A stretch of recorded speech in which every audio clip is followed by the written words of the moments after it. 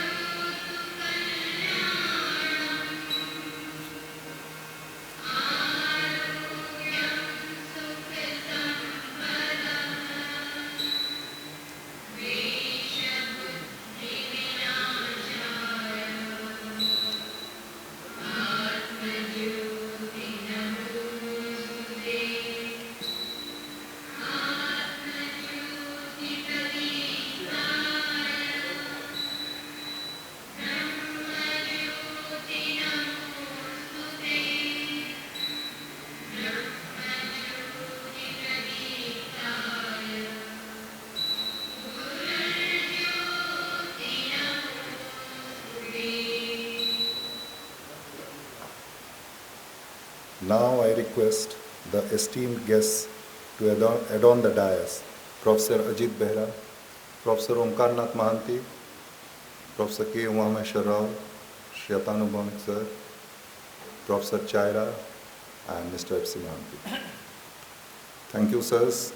I request our research scholar friends to invite the esteemed dignitaries with bouquets. Thank you. Chapter 2, verse 17 of the sacred Bhagavad Gita. That which pervades the entire body, know it to be indestructible. No one can cause the destruction of the imperishable soul. Mother Nature is bountiful. Along with 8.2 billion people, myriads of flora and fauna inhabit the earth. It is the law of nature that which takes birth has to depart one day from this terrestrial physical plane. But there are exceptions. Mother Nature at times gives birth to legends who remain forever in our minds and hearts, long after they have departed from this earthly plane. One such legend is our most beloved Professor Ashok Kumar Mohanty, for whose first memorial lecture we are gathered here today. Almost 1.5 years before, under the leadership of Dr. Birendra Jana and other distinguished alumni across batches, starting from 1969 to 1992 and across branches, it was decided to hold the memorial lecture, then establishment of endowment chair and a steel technology center. After signing of MOU and opening of an account. So today we are gathered here for the first memorial lecture. We cannot really talk of a legend, though I am the batch of 1989 metallurgy, a direct student of Professor Ashok Kumar Mohanty. I'll make a humble attempt to speak a few words about him. Professor Ashok Kumar Mohanty, ex-principal NITR, was indeed a jewel of a teacher and a unique personality whom words can rarely describe. He was a combination of an engineer, a scientist, and a researcher, which reflected in his inspiring teaching.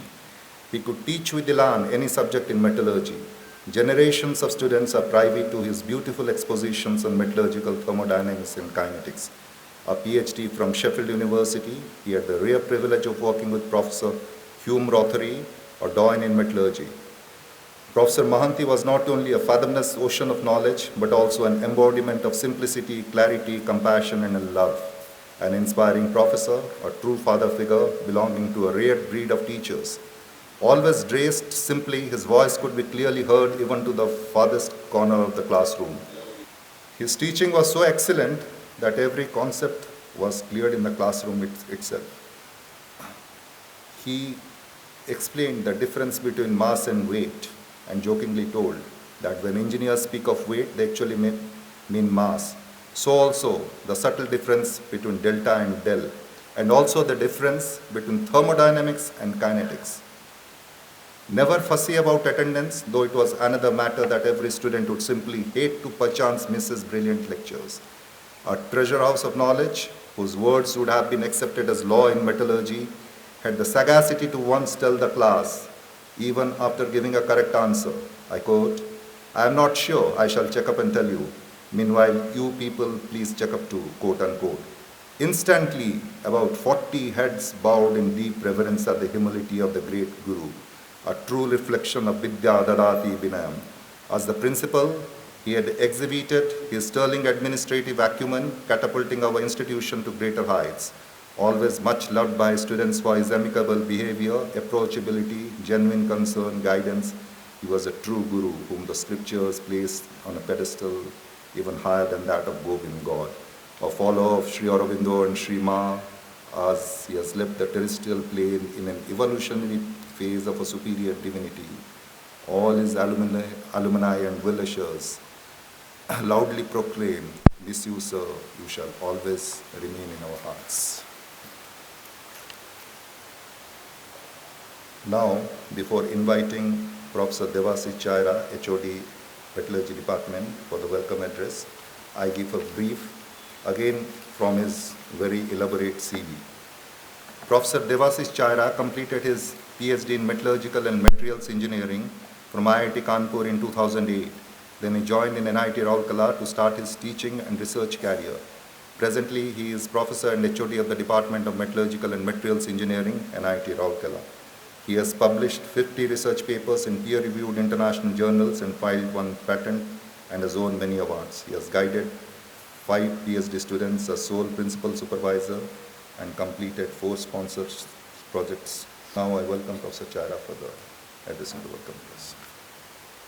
Director NIT Rourkela, Professor M. Uma Maheshwar Rao, Director in charge Rourkela Steel Plant, Mr. Atoni Bhaumik, NITRA President Mr. F.C. Mohanty, esteemed Speaker Professor Omkarnath Mohanty, delegates, faculty, staffs, students of NIT Rourkela.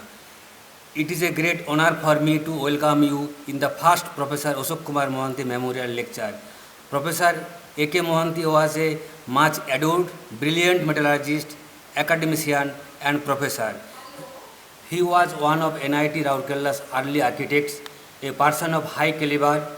Dr. Mohanty gained expertise in the field of extractive metallurgy with particular interest in steel making. His predecessor, another great metallurgist, Professor Somnath Mishra, has recorded in the obituary message for Professor Mohanty as follows, quote unquote, "He was most adorable, smiling, cooperative. He was our guru in the field of extractive metallurgy. We learned a lot from him." It gives me immense pleasure to learn that another great metallurgist, Professor Omkarnath Mohanty, accepted the invitation to deliver first Professor A.K. Mohanty Memorial Lecture. He will speak on sustainable steel production in India and appraisal. He has served as professor at IIT Kharagpur, director at NML and director R&D at Tata Steel. Once again, I welcome you all in the memorial lecture. Thank you. Mr. Atanu Bhaumik, Director in charge, Rourkela Steel Plant, and the Chairman of the Steering Committee for the establishment of Endowment Chair, is from the batch of 1988, NIT Rourkela, and had been a direct student of Professor A.K. Mohanty. Mr. Bhaumik, a doyen in blast furnace technology, has garnered rich experience of more than 3 decades in the steel industry. After completing his BTech, he joined RSP as a management trainee in the blast furnaces department, and in the 3 decades that he worked there, he rose up to the HOD. From 2019 to 2021, during his tenure, the steel plant Bokaro registered highest production from blast furnaces and consequently recorded profits among sale units for 2 successive years. Mr. Bhaumik returned to Rourkela and took over the reins of Rourkela Steel Plant as Director in Charge on the 11th of February 2022. He is a member of the Board of the Steel Authority of India Limited from February 2022. The importance of this position can be understood from the fact that in the 70 years history of this board, he is only the 4th alumnus from NIT Rourkela to hold this position. Under the stewardship of Mr. Bhaumik, RSP is touching new pinnacles of success in every field of endeavor, right from production, productivity and techno-economics to cost optimization and customer satisfaction. From June 2023 to April 2024, Mr. Bhaumik took over the additional responsibility of Director in charge of SAIL, Bokaro Steel Plant, and simultaneously managed the 2 biggest steel plants of SAIL. Since taking over the responsibility of Rourkela Steel Plant, Mr. Bhaumik has redefined the word excellence in every sense of the term. It is under his leadership that the steel city has undergone a splendid transformation in terms of aesthetic, ambience and amenities. Under his leadership, both Rourkela Steel Plant and Bokaro Steel Plant have received many awards. Mr. Bhaumik was recently honored with the prestigious IIM-TSL New Millennium Award from the Indian Institute of Metals in recognition of his original contributions in the area of blast furnace technology and blast furnace-based iron making. He has been also conferred with the prestigious Kalinga Business Excellence Award and the Inspirational Corporate Leader. He has been conferred with the Distinguished Alumnus Award by NIT Rourkela in the year 2023. Now I request Sir to address the gathering. Sir, please. A very good morning to all of you. Distinguished guests on the dais, off the dais, professors, ladies and gentlemen. It's a proud privilege for me to be here on the occasion of Dr. A.K. Mohanty Memorial Lecture. Today, as we gather here to respect an individual who was basically a walking encyclopedia in metallurgy, a remarkable individual, and the ethics that he enshrined in himself and the humane way in which he dealt with these students was really remarkable. In my days, I think the students were more naughty than the students nowadays, because in our times, bunking classes was very regular affair, but in Professor Mohanty's class, nobody ever bunked a class. That was because whatever he taught in the class used to get imprinted in the mind, and we never had to refer the book. So everybody made it a point to lessen the workload of studying beyond the classes. So everybody attended his class with apt attention, and the way he taught metallurgical thermodynamics and kinetics, one of the toughest subjects I would say, but it became as easy as anything. I mean, it couldn't have become simpler. It was simpler than the simplest, I would say. And I scored the highest in thermodynamics and kinetics. So it was all due to the way he taught, and still I remember the way he clarified the basics, and that is what laid the foundation of understanding of metallurgy in my days ahead. So beyond academics, Professor Mohanty was a beacon of compassion and kindness.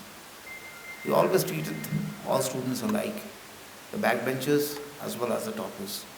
So that was a great hallmark of Professor Mohanty. He was always helpful, never fussy about attendance in the class, which was great quality of his, but people never bunked his class. So on this day, when Professor Omkar Mohanty would be delivering the memorial lecture, is also on a pertinent topic of sustainable steel making. As we all know that we are treating towards green steel, and the world is trying to move away from the conventional BF-BOF route to the more friendly electric arc furnace route. So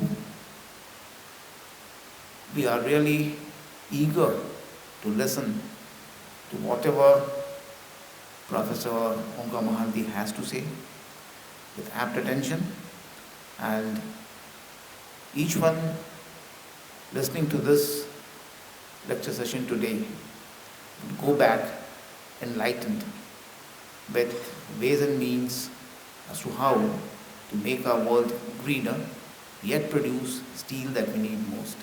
India is a country which is developing, lots of infrastructure has to come, steel is required, the backbone of the nation, but we have to take care of Mother Earth. Steel, as we all know, is the most recyclable material, but in the process of producing steel through the BF route, we generate almost 8% of the CO2 emissions, 7 to 8%, which has to be cut down if we want to hand over a greener and a safer planet to our future generations. So thank you all, and wish you all the best, and once again, all my regards and humble pranam to our great professor, Professor Ashok Kumar Mohanty. Thank you. Professor K. Umamaheshwar Rao graduated in mining engineering from Osmania University in 1983. After working in various mining industries for around 3 years, he joined the Indian Institute of Technology, BHU, for a master's in the engineering program. He acquired his MTech in mining engineering in 1987. Later in 1989, he joined the Department of Mining Engineering at IIT Kharagpur as a lecturer. He obtained his PhD in the field of rock mechanics from IIT Kharagpur. With steady growth as a lecturer, he became a full professor in 2004. As a professor, Dr. Rao has served IIT Kharagpur in various administrative positions. Professor Rao worked as a postdoc at the Korea Institute of Geosciences and Mineral Resources during 2003 to 2004. Later, he was awarded an erudite fellowship from Kigman, South Korea. This is just one amongst the many awards that he has received during his lifetime.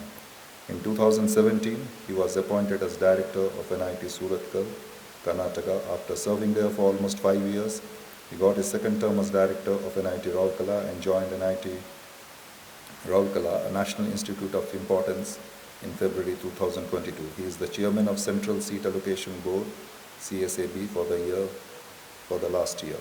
Now I request Professor Rao to address to them. The most distinguished dignitaries on dais, the main speaker, Professor Omkar Nath Mohanty, Director Technical Technology, RSB, and Director in charge, Rourkela Steel Plant, and esteemed guests of today's function, Sri Atanu Bhaumik, and Sri F.C. Mohanty, President NITRA, and Professor Debashish Chaira, Head of the Department Metallurgy, my faculty colleagues from NIT Rourkela, students, various other participants, and the colleagues from RSP, as well as ladies and gentlemen. I am delighted to be present here in the first of late Sri Professor A.K. Mohanty's memorial lecture. And this lecture is being delivered by Professor Omkar Nath Mohanty, who happens to be my colleague at IIT Kharagpur. The foreign material here in this conclave of metallurgists. If there is any foreign material sitting on the dais, it is me, because I am not a metallurgist. Rather, the connection which the metallurgist on the dais to me is that I am the raw material for the steel makers to make the steel, because I'm a mining engineer, right, who provide every single raw material which all of them on the dais, the dignitaries on the dais or the steel makers, they want, right from limestone to main ingredient, this iron. Having said this one, right, and then I'm not really associated as a student or as a colleague or in any fashion with Professor A.K. Mohanty, so I can only pay my homage and reverence to his luminary presence at NIT during that time REC, and he must have definitely created an imprint which is completely immortal, and that's the reason why we have gathered here in his memory, in a way that we are paying homage to the great soul who has created a niche in the Department of Metallurgy at REC during that time, and then today it is done. And today we have another renowned metallurgist and a professor, is Professor Omkar Mohanty, who will be speaking about the sustainable steel production in India. As I said earlier, I can speak about the production of iron ore and various other raw materials, but then I cannot speak a word about the steel making. But all that I know is that countries, the development, the indicator of countries' development is all decided by the per capita consumption of steel. And that particular measure, right, we are, just recently we have realized that RSP is also trying to make some changes in going for green steel making. No, I'm just diverting myself from steel making to carbon footprints, because somewhere, just while I was going through the lecture of Professor Omkar Mohanty, somewhere I read that the carbon dioxide which is produced in the steel making is just merely 8%. But then the consequences which we are seeing, that today we are in the end of October, and Diwali time has come, but still the traces of summer is there all around us. It's still hot. It's still hot, and then offices are running the air conditioners, and then everywhere it is there.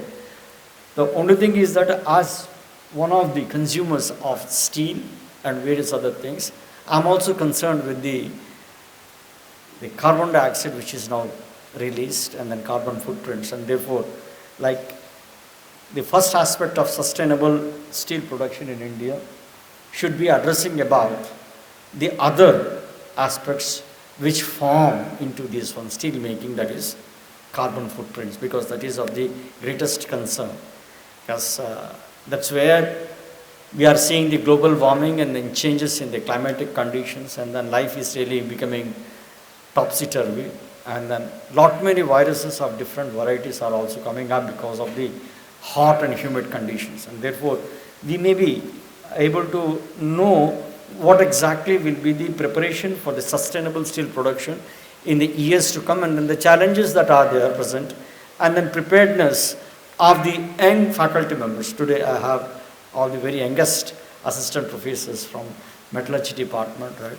And they should be interested more about the sustainable steel production, because that is the challenge which is thrown at them, so that they become answerable to the society and say that the society is absolutely green, clean, and then comfortable. Thank you very much for giving me this opportunity and to be very present on this first memorial lecture of A.K. Mohanty, and then I pay my homage to him by these few words. Thank you. Thanks a lot.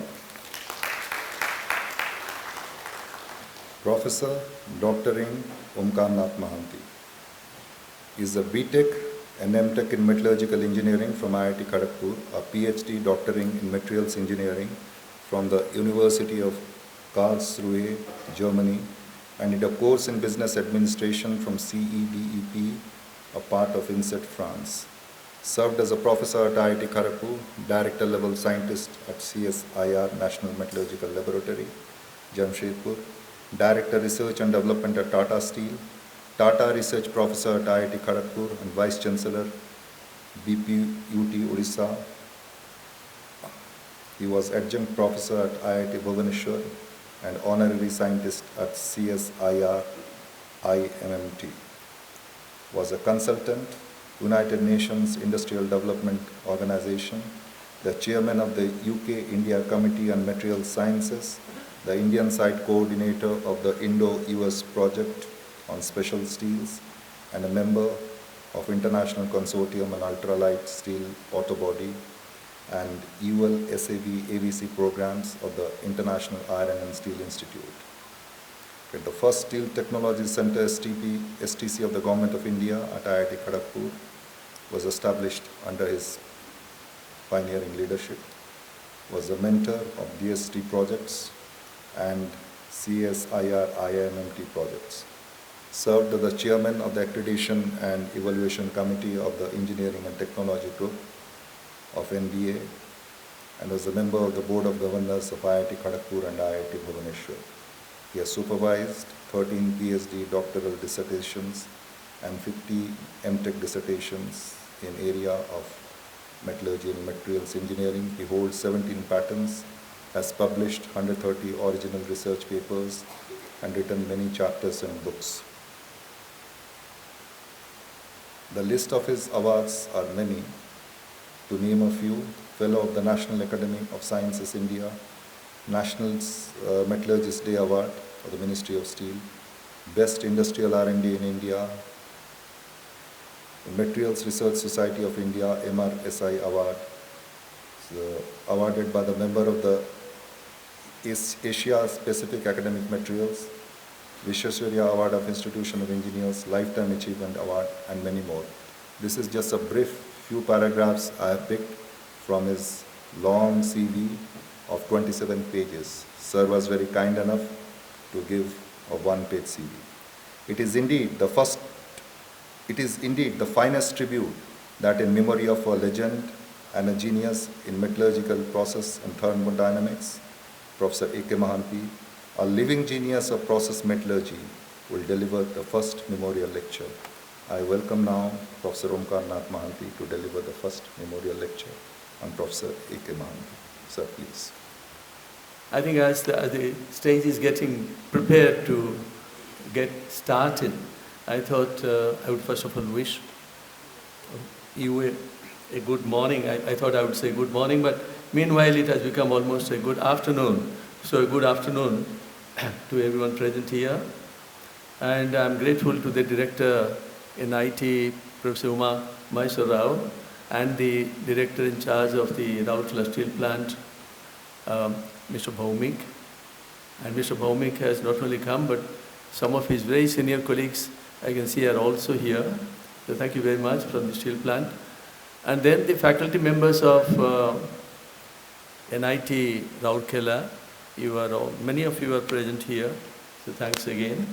But the most important thing, I feel humbled by the fact that I've been chosen to deliver this year's Professor Ashok Kumar Mohanty Memorial Lecture. And Professor Ashok Kumar Mohanty, when one tries to remember, for me it becomes a kind of difficult situation. On the one hand, somewhat emotional, I must say, because my association goes back to many, many, many years, maybe more than 50 or 60 years. And at the same time, it has to become a topic where all of you can participate. So first of all, I would like to pay my homage and my humble tributes to the memory, sacred memory of Professor A.K. Mohanty. As was read out, who had a brilliant academic career from the school through Banaras in the university to Sheffield University and so on.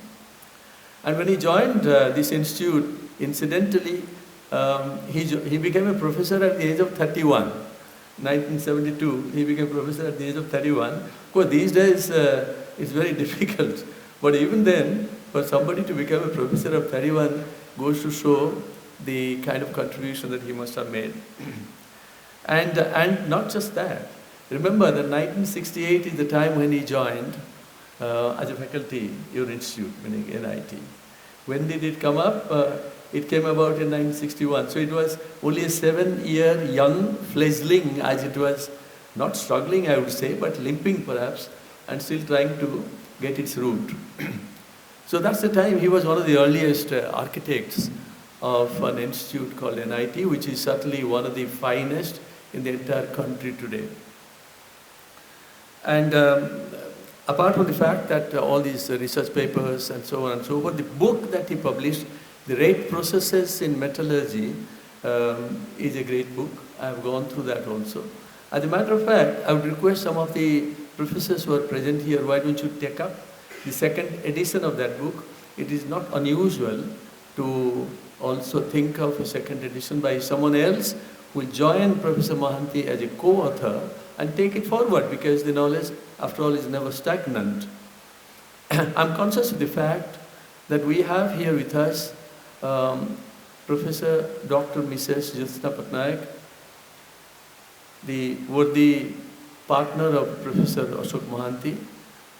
And Professor Ashok Mohanty, certainly what he has left behind in his 54 years of stay in the city of Rourkela would not have been so unless Mrs. Mohanty would have also joined in the sojourn of spiritualism, philanthropy, what have you. So a complete life, a wholesome life. What else can you aspire for? So as I said, I am overcome by a little bit of emotion. But at the same time, I feel happy that he lived a complete life, and which is why we are all here. So now on to business. When I talk of business, there are 2 institutions that are present here.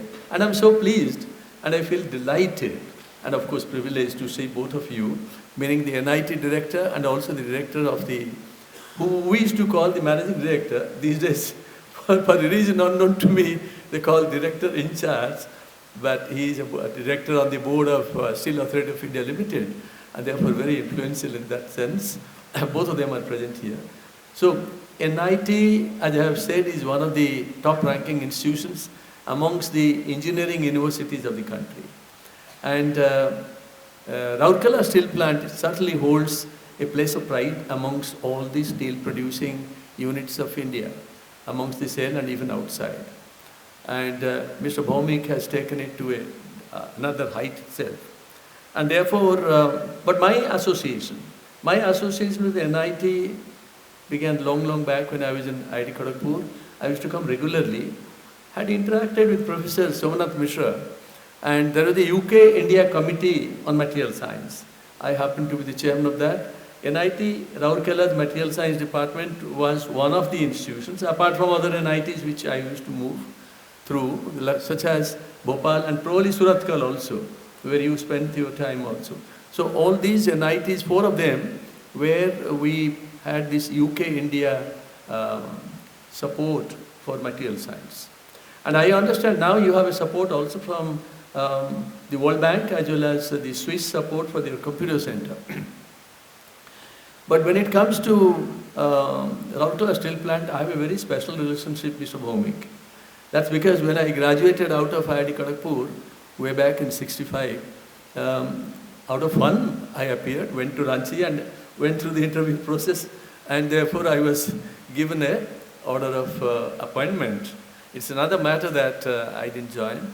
So that was my first job, so to say, which I did join. But during my course at IIT Kharagpur Metallurgy Department, my first industrial training was right here. When I had completed my 3rd year, I came here and spent 4 weeks thanks to a brother-in-law of mine, Mr. H.K. Mohanty, was a senior, whatever he was, ED or GM, what is that, some workshop or whatever. But he was a very senior officer here, so he got me placed. So I spent 3 weeks here, or 4 weeks, enjoyed going through the steel plant, because coming as I did from IIT Kharagpur, what a steel plant was, I would never know. And then with the Research and Development Department Institute of Iron and Steel, RDCIS, I had a wonderful relationship for about 30 years. So when Professor Banerjee and me, we were at NML together, and Dr. Banerjee came from IIT Bombay, I came from IIT Kharagpur. And then he went to SAIL R&D at the CIS as the director, and I went to Tata Steel as director. And then from Tata Steel, I used to go to SAIL R&D, and that was very interesting because one would look upon these two as competitors to each other. But please remember that in the realm of steel, it has to be the inclusive partnership, synergy between the organizations rather than competition between two just Indian organizations. And Professor Banerjee and me, we realized it very much. That was the time when Subir Babu was also there, Dr. Subir Bhattacharya, and Dr. Sanak Mishra, who also were stalwarts in the steel making area later on. So I had this opportunity of interacting with both these organizations. If I have a neck mic here, I've been looking for one for the past 10 minutes. Probably it is not there. Okay, since the slide changer is not there, I'll go ahead with the slide. Here are some apologia, if you like. The apologia or the disclaimers are primarily because of the fact that I knew that I was carrying coal to Newcastle. Because when I'm talking to the managing director of the steel plant, who has managed the steel plant for 35 years, what do I talk about the sustainability of steel plant? Because I never spent time per se in a plant. But I had looked at it very closely. So therefore, probably I shall be able to present a view which is my personal view, and some are shared internationally. So what is happening is, as Mr. Bhaumik very rightly said and corroborated by Professor Rao, sustainability, there are several angles of sustainability. And on sustainability, as a matter of fact, we have had a full week seminar. So it would naturally be presumptuous on my part if I even attempted to talk about the entire sustainability in a matter of 35 minutes. I'm not going to attempt that. That would be absolutely foolish on my part. Instead, what I'm going to do is perhaps look through a window. And that window that I'm going to provide over here, it might, it might actually essentially stir some of my young people who are here. Because at the end of this talk, as you will find, my aim is very simple. How can we bring the academia closer to the industry? This has been the main aim with which I prepared my talk. Having set the background, can I have, so before, you can see the Narendra Modi Stadium in Ahmedabad, which can hold a huge number, and the Howrah Bridge, this is the second Howrah Bridge. Next. So the Narendra Modi Stadium is actually in civil engineering and steel, it is a marvel. These are not my words, these are actually the international people who have gone through this. So I am not going through the civil engineering rudiments, but it's an awe-inspiring two-tier structure, etc., etc. But the interesting aspect is global architects actually participated. Can you slightly make it lower volume for me? Okay, the next one. Next one, next slide.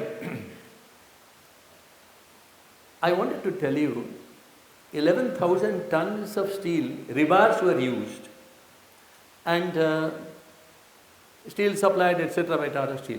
What I wanted to point out over here, the steel suppliers today, they don't just supply the rebars, they also supply the other components which are necessary for rebars, which was not happening previously.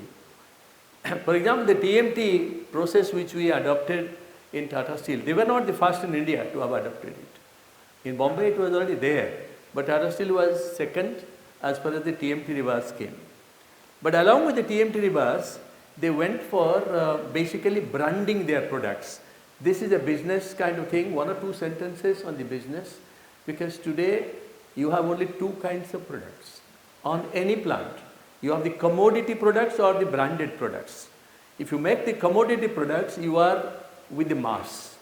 If you make the branded products, you are in a special level. But I can't bring myself to the branding if I declare that I have made a branded product. So there are quite a few qualifications to the branded products. If we go through that, the branded product will become a branded product. So the Tata Steel's TMT today would essentially, it would fetch 8,000 rupees per ton extra. Why do somebody or the people pay 8,000 rupees extra over the mass products? I am leaving some of these questions because today it's not talk of this. Because management is also one of the favorite subjects with which I was connected. Second one is the cut and the bend form. They started doing the bend form in which somebody, a civil engineer, would use it. So they started selling rebars with the ends also the bend form according to international specifications. So they started selling that. What else? They started selling also threads and the cuts. Threads also, because you have to join one rod with another rod. Previously they were welding it, or by a wire they will somehow tie it. Today it's not that. You will actually have threads when you join it. So therefore they went one step further. And with all that, the Modi Stadium was built. Next, I will go rather fast. My plan of presentation. The plan of presentation is importance of steel, as was said, but very quickly taking some of the young students and the faculty who are members here, just to say where steel is important. And that also is probably an overstatement, not necessary. I like the statement that SAIL made. Mr. Bhaumik, your statement was that there is a bit of SAIL in every human being. I like that. It's actually there is a bit of steel in everyone, but they said, they twisted it and they said there is a bit of SAIL. What did Tata Steel do, by the way? What did Tata Steel do? I must tell you. It's an interesting story. 1907, Tata Steel went into production. And Jamshedji Nuswaranji Tata, Jain Tata, the founder Tata, was gone long back. 1904, he died. So his two sons, Dorabji and Ratanji, this is a bit of history, they brought up the steel plant. And then Jamshedji Tata was about to die from this deathbed. He never set his foot in Jamshedpur. Jain Tata never came to Jamshedpur. He wrote letters to his sons that while you are building the steel township, please build good roads, good schools, good houses, good parks, good temples, and provide actually the spiritual places and the praying places for all religions. These are recorded. If you go to Jamshedpur, you will see in the archives, you will see these documents. So all these, and then of course while making steel you do that. So what did the son adopt? They said, we make good schools, good roads, good townships, then 1, 2, 3, 4 dots, and we also make steel. So we make all these and then we will also make steel. That was the slogan of Tata Steel. Continued for 40 years. Slogan has changed. What did Mr. Ratan Tata do? So they actually conferred, I was a part, they said, it looks very defensive to make steel. Because as if we make only roads, we make good schools and all that, and we make steel. It's a very defensive statement. So he said, we make steel.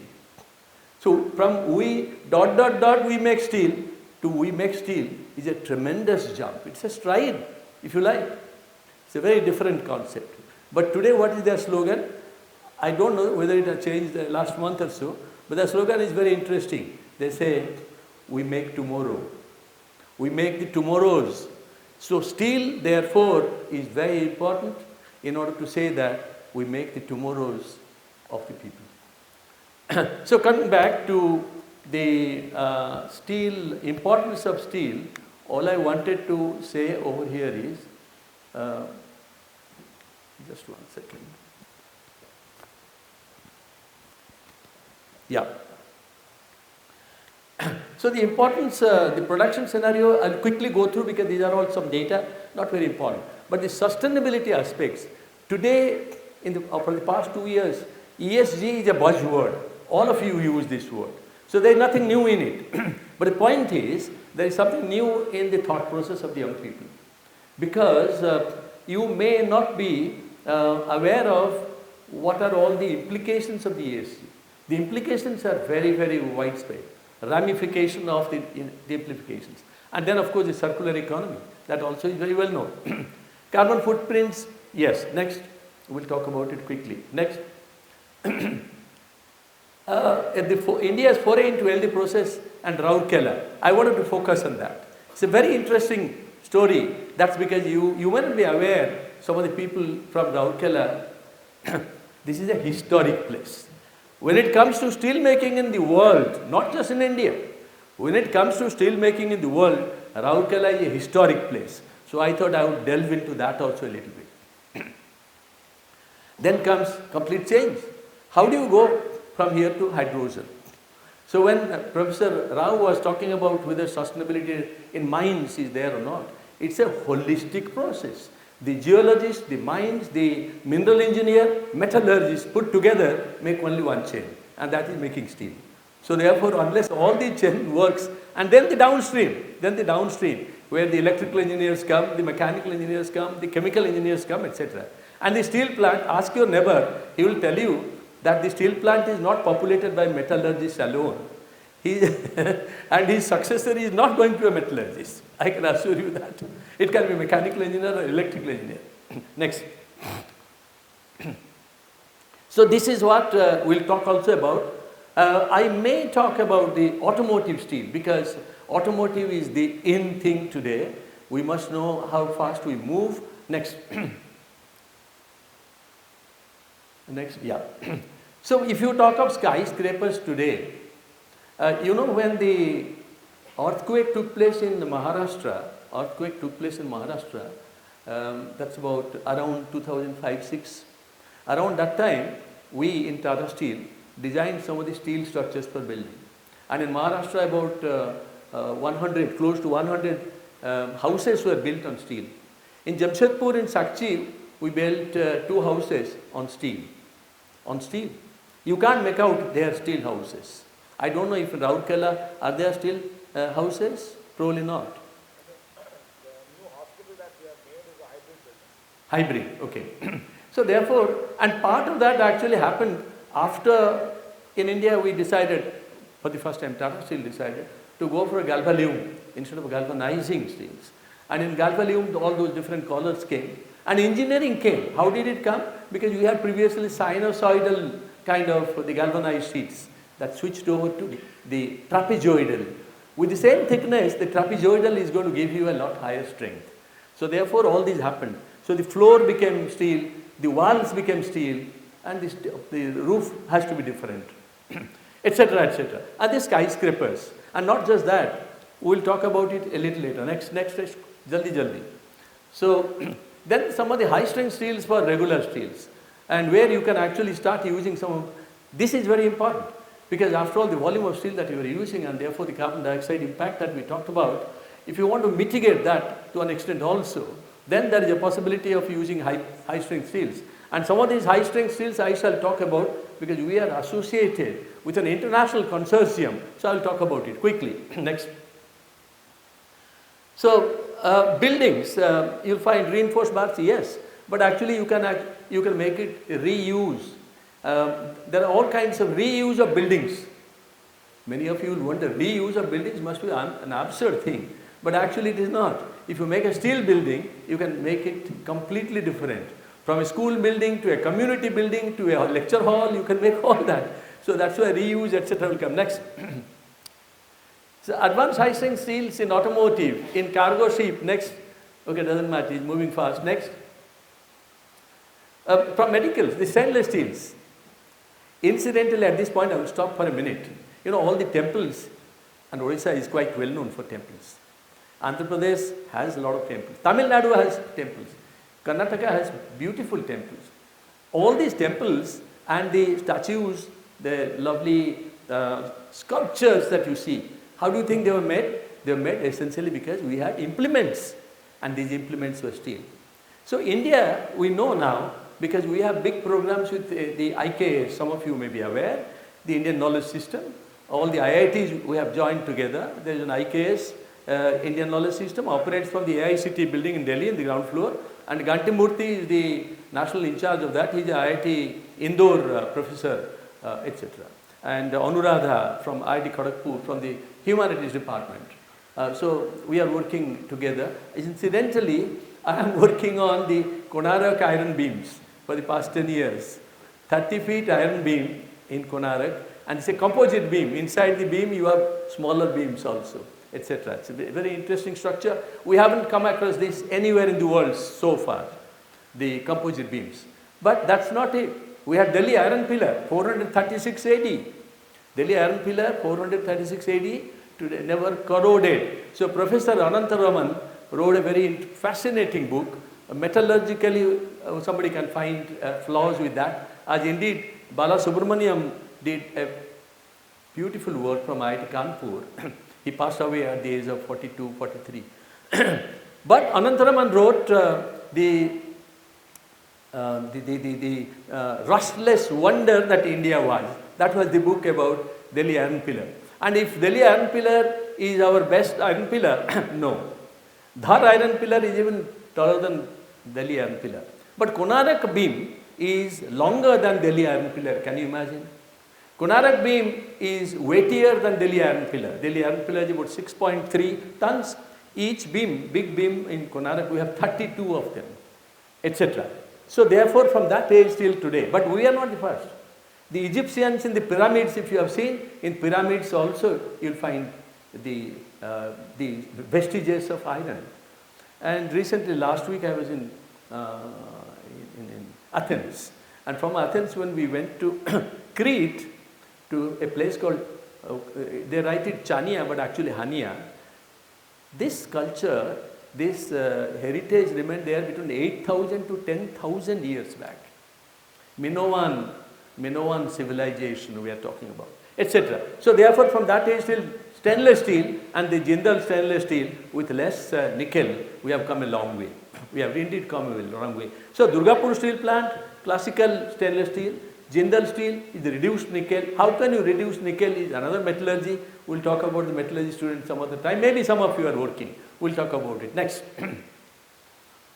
In nuclear industry, you'll say, I want nuclear power. I don't want thermal power. But even in nuclear power, for the structural purposes, you need a lot of steel. Sri Kumar Banerjee, Dr. Sri Kumar Banerjee, the eminent metallurgist who was the chairman of Atomic Energy Commission, 2 years my junior at IIT Kharagpur, whenever I used to interact with him, I used to get tremendously energized, because this man is one man who would always talk about metallurgy also. Incidentally, he worked on martensitic transformation like I did on zirconium alloys, but in the India's forays into the nuclear power. Another day. Next. Pipes. I think Raurkela Steel Plant, you do your ERW pipes, and ERW pipes also go into that. Today from 400 degrees to minus 40 degrees. You go to minus 40 degrees, you have to have very special kind of impact energy at low temperature. It's a very different kind of measurement as well as considerations. Next. Now, you say, I go for solar energy. I don't need steel there. But all solar structures need a huge amount of steel. And that's why the World Steel Association has actually estimated how much of steel has gone into solar energy across the globe. Next. So, you go to agriculture, no question about it. Why agriculture? You know, people like Mr. Bhaumik, who is present here, this is one area. If India's today per capita consumption of steel is very low, one of the reasons is we have not used steel yet, like the Chinese have done in the agriculture sector. So for some time in Tata Steel, we started designing also silos for keeping grains. I went to the government of Odisha. Anyway, that's another story. But we have not used steel yet in a big way for the storage of grains and so on. Can happen. Next. पीछे कुछ चला गया. I think there is one other slide. Now the e-mobility. Today everybody talks about the e-mobility, electric vehicles. And the Chinese have flooded the American market, of all places, with the electric vehicles. And I was telling Mr. Bhaumik last night that I was surprised in the past 4 months what I have been seeing in Delhi. You see today in Delhi about 300, 400 electric vehicles which are all in the transport sector. But they are all mostly from China. So, but this is a concept car. This kind of car which is a concept car, this has used a huge amount of advanced high-strength steels. That's why it becomes particularly light. Next. Now, so that, yes. So therefore, In 2013, 10 years back, if it was 1654, it has come to 1892. That's one point I wanted my young friends to remember. And China, of course, today occupies the first position with 1019, 1019. And India is number 2 with 140.8. We are very happy because we are number 2. But look at the Chinese and the Indian relationship. It's not just the steel, ladies and gentlemen. We produce 3 million tons, now close to 4 million tons of aluminum. How much does China produce? 32 million tons of aluminum. We are also number 2, possibly there, number 3. So that's the point. Rare earth. Chinese occupy, they take away about 96% of the world's rare earth. And without rare earth, you cannot have the screen there. You cannot have the laptop screen also without rare earth. And the Chinese, they hold sway there. And India is number 2 with 140.8. Well, it's good because in 2022 it was 125.4. So therefore there is almost a 10% rise. Now, next. Now, if you talk of world steel, this is, I just felt kind of excited perhaps if you like, because a gentleman I know, because Narendran was working in Tata Steel, today he is the global CEO, all of you know him, and has been elected now as the Chief Executive Officer, Managing Director of Tata Steel, but he is the chair of the World Steel Association. Now, that because every year they put a new person.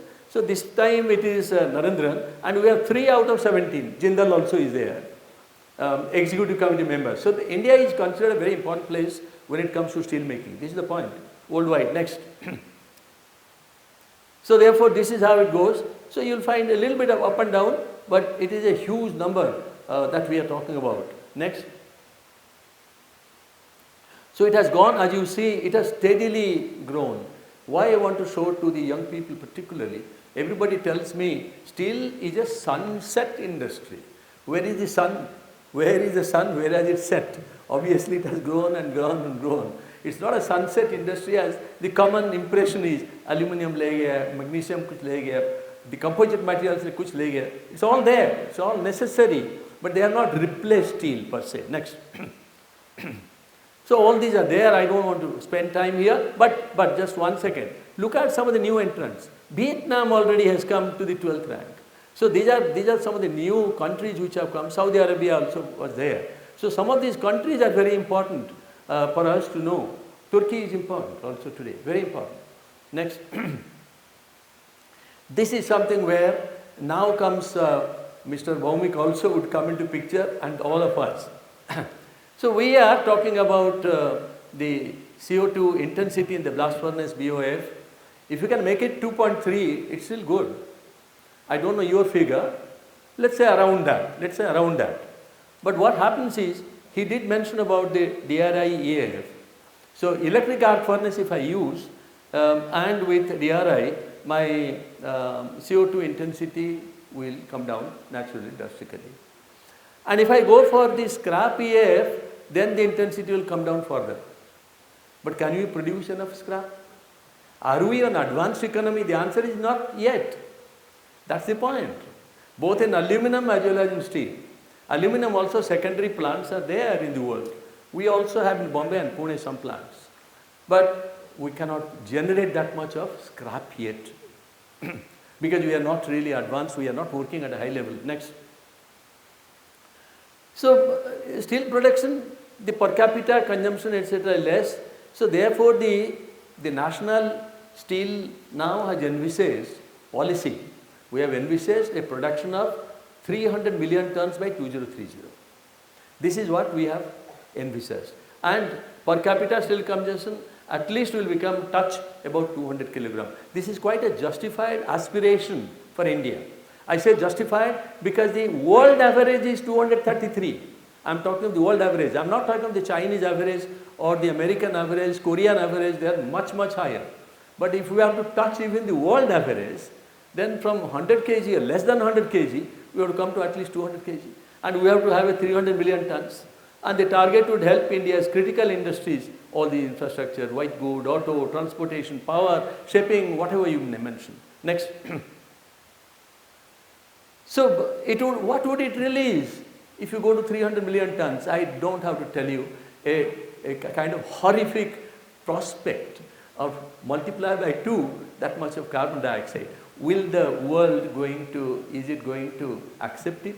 And as Mr. Bhaumik made a very interesting statement, he said, let us try to hand over a world which is greener to our next generation. To do that, therefore, something must be done here.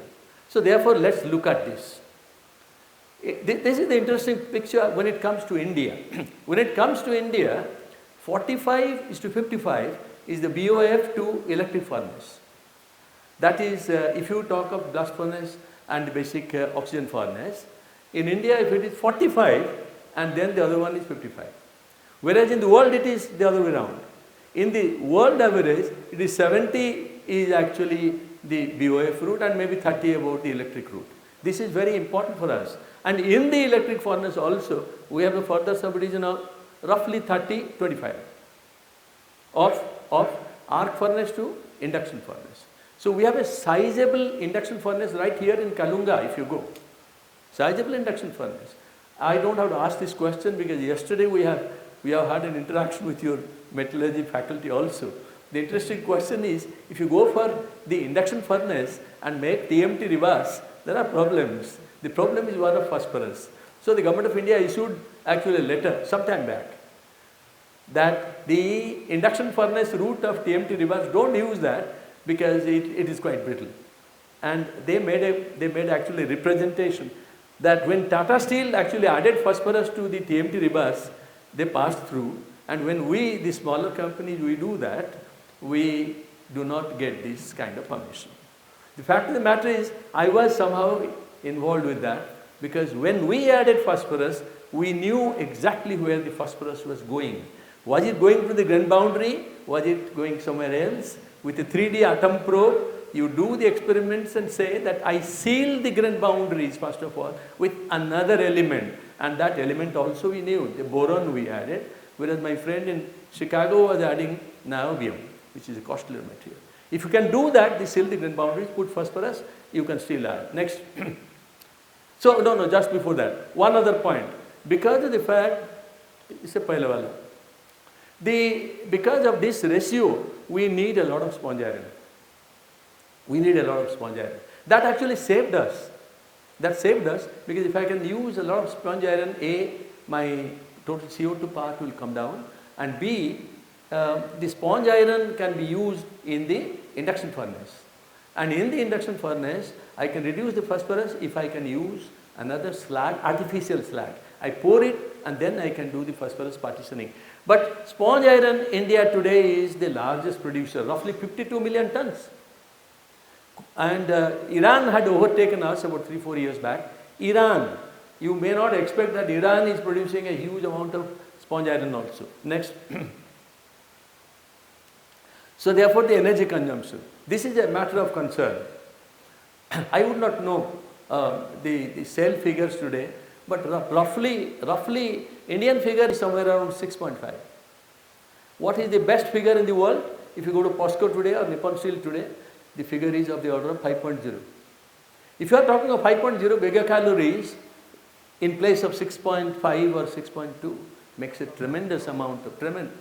You have come down below 6. Yes, you have come down below 6. So because you are one of the better steel plants, one of the best steel plants. So therefore, but if you come below 6, but the 5 is still some distance away. That's the point. So the carbon footprint, fossil fuel accounts for close to this. Now this is the point. Because whatever you try, I will say I have nuclear energy, I have solar energy, wind energy, solar, wind, everything put together is about 12%. Nuclear energy is 1%. All that you put together, you still account for 57% of India's energy comes from the coal, fossil fuel. And you can't wish it away. Next. So raw material also needs something. And again, the water in charge, I will not talk about this because these are data. And each one of them will require a lot of consideration with the steel plant people. Next. So, what other thing? Now Professor Rao comes to the picture. How do I get all these iron ore? Where do I get the good iron ore? And the good iron ore is a bad thing because what do you hand over to your next generation? Therefore, you have to take the bad iron ore, make it good iron input, and then you can give it to Mr. Bhaumik, not otherwise. He will not take it otherwise. If I have alumina, for every 1% alumina, he knows, and all his people, senior people who are seated here, that this curve goes down drastically if I increase the alumina, the productivity of the blast furnace. And today he is thinking of productivity going beyond 3 tons per the cubic meter per day. If you want to do that, your alumina has to come down. So therefore, you have to give him a material from the mines, and then it has to go through mineral processing, enrich it, and then give it. That's the point. Otherwise, you can't produce. So today, Government of India has come down quite heavily on that. You cannot actually use all your good ores. You have to mix it with that. So what other sources are there? This is for the benefit of the researchers who are present here. We have slime ponds. You must be having also slime ponds for Rourkela. 30 million tons of iron ore is sitting in the slime pond. Can you use it? The answer is not so easily, because the alumina is quite high. So the particle is a superfine particle. So with a superfine particle, you are talking of a kind of particle metallurgy which is not very easy to handle. So therefore, briquetting maybe, we were talking about the briquetting part. He started with 1 component, then the 2 component, then 3 components, because the sized ore, then the sinter, and then the pellets, and now we are talking of the briquettes. Next. So that's what I was trying to say. The lower grade iron ore. So you mine actually the lower grade iron ore, and with computer programming, you know exactly how you mixture the iron ore in such a way that the higher percentage and the lower percentage, you mix them properly, go for beneficiation. So that's how it is. All these are necessary. Next. So far let me take a stock of what I have done so far. We have discussed about the ubiquitous nature of steel. It's there everywhere. You need it everywhere. But at the same time, there are problems. So it's everywhere. And the problem is 7 to 9%, so 8% on an average. How do you bring it down? Next. So the point is this. You have to have the environmental performance. You have to have the social performance. You have to have, most important, the economic performance. So he challenged people like Mr. Bhaumik, who are at the helm of affairs. You have to produce with lower carbon, but at the same time give the economic performance. And the social performance essentially talks of innovation, essentially talks of mindset change, and many other things another day. Next.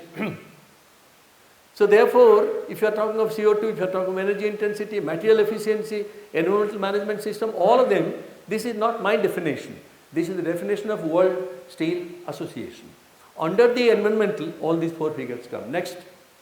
And under the common packages in the environmental, this is quite important. I want to tell this right now because in front of the academia as well as the industry, if I estimate my carbon footprint in one manner and you in another steel plant in another manner, how do I compare myself with you? So therefore, in the past about 15 years, we have gone through this. I was fortunate that the Ministry of Forest and Environment had given us a software, and that software with Bhilai Steel Plant, Tata Steel and Vizag, we did this. And today I think, Mr. Bhaumik, you may be using a package which is a common package, like LCA or some TEAM, these are packages. Why can't we also develop some of the packages? And all these common packages are necessary. Next one. The social performance, lost time injury, this is a very important thing. If you go for high volume of production, your safety, you must be there. And how do you measure your safety? You have to measure it by your LTIFR. So the LTIFR is also very important. Those data must be available. And the employee training part. Now this is one point because there are quite a few people here interested in this.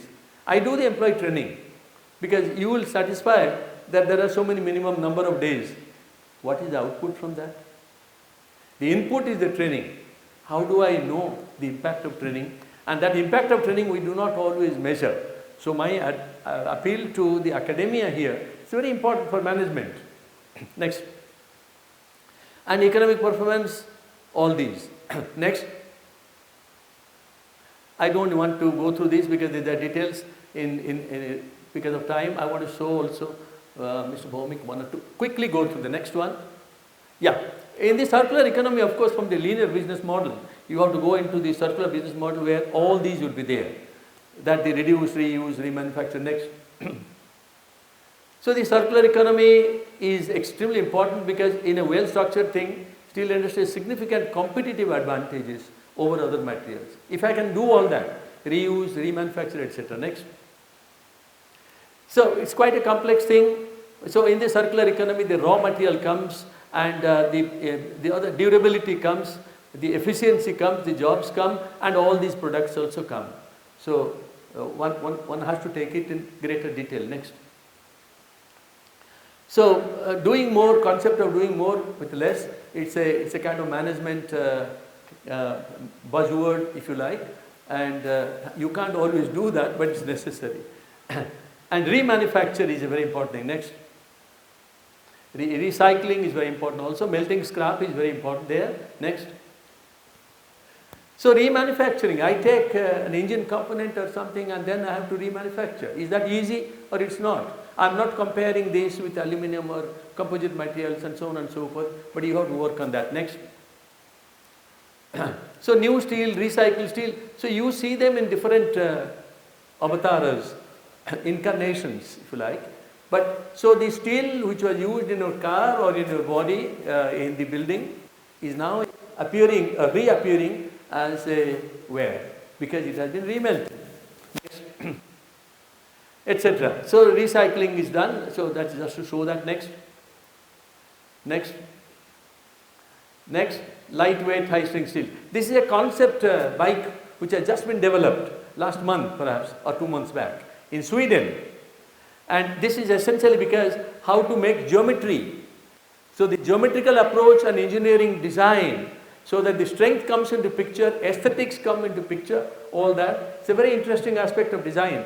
If one goes to Ahmedabad, to the NID, National Institute of Design, you will come across this. But they cannot do the actual manufacturing unless the material is there. So somebody else has to manufacture. Next. So innovative welding process, just to exemplify. Next. I just want to show this. 2 months back, POSCO has been awarded international award for a very innovative kind of welding in which the Niobium chromium is welding consumable wares, and you can produce actually a variety of microstructures and properties. And all these have to be essentially computerized, and you can do that if you have programs. Next. Now I will be talking about 2-3 minutes about the advanced high strength steels. Yesterday I think some of them, one of my colleagues was asking me a very important question. He said, for 150 years you people have worked on steel and you are still talking of steel. But the whole point is, till 15 years back or 20 years back, the kind of steel that we are using today, 20 years back, the new steels which we are using now, or 30 years back, they were not there just 30 years back, let alone 150 years back. Next. So I will give you one example in the auto body. Next. So in the auto body, we started this program called Ultra Light Steel Auto Body Program, ULSAR. And I had the privilege of representing Tata Steel because we were the only steel company in the ULSAR program. Subsequently, SAIL, with a lot of persuasion, I went also. And Sanak Mishra and me, we went to a chairman that time.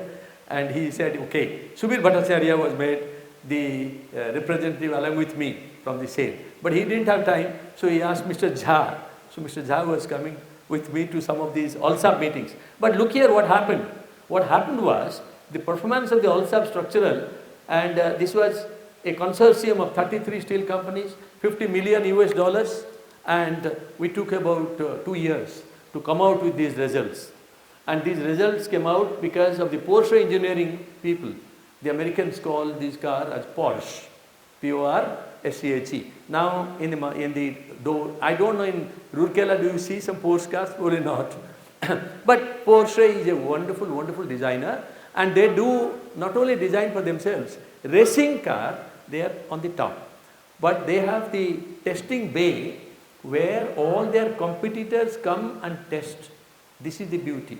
The competitors use my facilities without any hesitation, and that can happen in Germany. And so therefore, we have to make it happen in order to put together. So you are looking at the crash resistance goes up, all these properties improves, and next, and what happens to the cost? The cost is slightly lower. How can you make it happen? You can make it happen because the laser welded tailored blanks. I'm very glad to tell you now, in India, the tailored blanks have been manufactured today by Tata Steel and some of their corollaries also, subsidiaries in Pune and other places. I think, because the teller blanks in India, steel plants are supposed to do. In Japan, automotive companies are supposed to do. In USA, third-party companies are supposed to do. So, hydroforming of tubes and sheets, laser welded teller blanks, and high strength steels. Mind you, 200 ton I am calling as high strength, but this was way back in 20 years. Next. So these are some of the design aspects, forget it. Next. So use of teller blanks. Next. Next. So many cars actually started using this. Many cars started using these advanced steels. Next. Then what happened? I remember that meeting in Paris where we said we have concluded this. Then some of us we said no, we have not concluded because there are many new steels which have come in the horizon. We should use them. So now starts the bigger one. Next. So now we took actually some of the advanced vehicles of the C class of the Mercedes and start once again redoing this with even much higher strength. Next. So the key objectives were these: crash safety, etc., etc. And this one, who would tell me why has this figure been done there?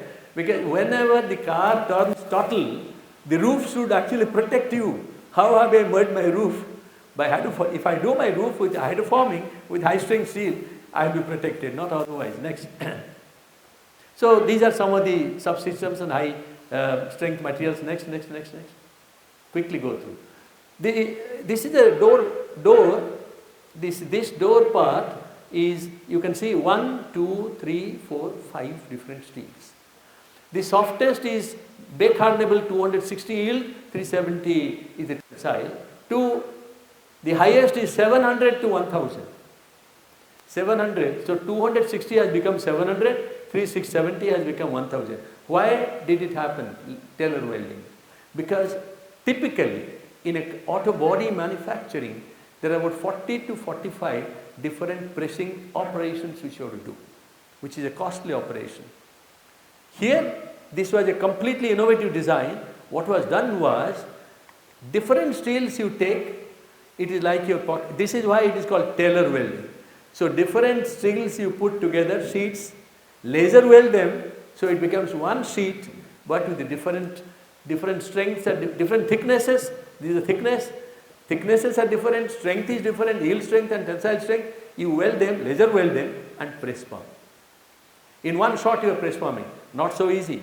When Thyssen did it in Germany, the point is that this line that I am showing as straight, those of you who are doing actually mechanical engineering, you will agree, one side is 700, the other side is 260 yield strength. The material will not flow at the same rate. The straight line will not remain straight, it will become something like that. How would you make it straight? Challenge, we have done it. Next. So this is the hydroform tube. These tubes used to be welded previously from the front to the back. Today it is one tube, but by hydroforming you have different shapes. And this was done in Jamshedpur.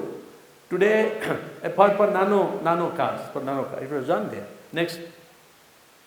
So if you talk of today, the world auto steel, then this is what has happened. Advanced high strength grades, global permeability diagram. We were previously here somewhere. If you remember your old Ambassador car, probably many of you would not remember. The Ambassador and the Fiat cars, we were in that grade, kind of 160 to 170. Today you are talking of 1000 megapascal. From 160 to 200, imagine you are talking of 1000 megapascal yield strength. That's the kind of change which has taken place in the past 25, 30 years. Next. So classifications have taken place. I'm not going into that. But it's a very fascinating area. How do you design the microstructure? Next. Next. When you talk of these advanced steels, I remember the Raurkela steel plant and me, what would we do in the early years? Mr. Bhaumik, Santanu Roy, if you remember a name, who was associated with you for 35 years at Cellar, and he was my first student. We looked at some of your electrical steels. How can you bring down actually the power loss? Because there is a phenomenon called magnetic aging. With magnetic aging, with precipitation, the coercive force grows up, hysteresis loss goes up, you will come down. The phosphorus in your steel, actually we showed with Santanu's work, you can bring down the power loss. I'm not talking of the rapidly solidified material, which you didn't start doing then, But today in India they have started doing. Next. So the third generation grade is most important today. We have just about entered the third generation grade. In the third generation, the permeability, ductility and strength both are high. That is the point. That was previously the challenge. If I increase the strength, I can't form. But today it is possible. Next. So Gen 1, Gen 2, these are the kinds of things. I will not spend much time. Some of the faculty members who are here, I can discuss. Next. Gen 2, next. You see some of these, you may not have heard about it. The twin induced plasticity. How many of you are working? I do not know, but very exciting. Bake hardenable. You take a steel which is very soft and then you coat it with your paint, and the paint is baked at a temperature of 180 degrees centigrade. You put the steel there and then the tensile strength and the yield strength will jump by another 250 to 300 megapascal. Is that not true? With dislocation and carbon atom interaction, etc. Anyway, next. So similarly trip assisted quench. So in ceramics and in metals we started it, the trip transformation induced plasticity, but the ceramics took over. So all the ductile ceramics is based on this principle. Next. So these high strength grades, I will come to the hydrogen part. Because this is where I think the maximum importance today's meeting is there. Next. So therefore, first of all, how would I produce the hydrogen? If I produce the hydrogen in the manner in which we classically do, you go to the marketplace in Rourkela, you can purchase hydrogen. But that hydrogen has left behind a high carbon footprint somewhere else, because steam has been put on coke, and that is how that hydrogen has been produced. I see only hydrogen, but I have not seen what I have left behind. So that's why, that's not green hydrogen. So the green hydrogen you can produce in many ways. One of them is the hydrolysis of water or electrolysis of water. But electrolysis of water requires so much of energy. Again that energy I will produce, so carbon footprint. How do I produce hydrogen therefore? So here what has happened in the United States in the past 10 years is produced by steam methane reforming. Next. I do not know whether some of these is going on in Rourkela steel plant today, but possible. Water gas shift reaction. Why I want to show this? Because right next door, Jindal steel plant in Angul is already using some of the gasification of coal, and they would actually gasify the coal so that you have the gas under control and use the natural gases with hydrogen also, because coal will also produce hydrogen. Can I measure actually in the blast furnace the reduction done by hydrogen, reduction done by carbon? Our professor here would have jumped into this area of research. It's a lovely area of research. I do a blast furnace reduction. Do I know how much percentage? Yes. Today we know some thermodynamics and some kinetics. And as Mr. Bhaumik rightly said, thermodynamics only tells me that it's possible. Whether it is actually happening will be told by the kinetics part. That's why the rate processes of Professor Mohanty make sense. Next. So, just to tell you, I have the methane, I put water there and put some heat there. So it's an endothermic reaction. Then I can produce hydrogen, but with carbon monoxide. But the water shift reaction is the CO again reacts with H2O and then CO2. It produces small amounts of heat. So this is a little bit of exothermic reaction. Next. So, but you can do partial oxidation. This is an exciting possibility. Next.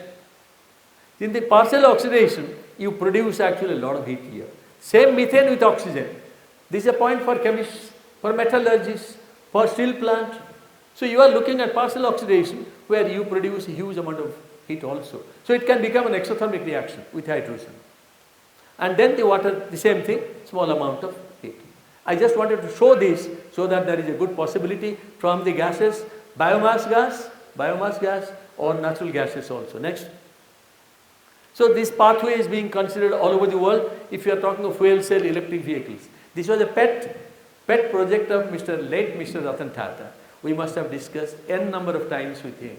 Absolutely fascinating. This man was fascinating, called Mr. Ratan Tata. So his idea was you have actual fuel cell on every wheel. If you had that, then my company today would go broke, because we produce propeller shaft. You don't require a propeller shaft then, because you don't have to produce power centrally. You are producing power at every wheel.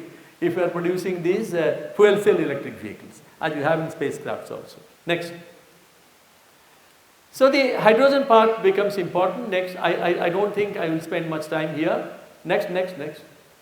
So there is a possibility how to reduce temperature and how to reduce partial pressure. More metallurgy. Go. Please go to the next one. I just want to show. Iron oxygen diagram is known since close to 100 years. When I went to Korea for the first time, they said, I was told by my colleagues in Tata Steel, oh, Korea mein un log blue steel banate hain. The blue steel kahan se aa gaya? I thought they are coating. They are not coating.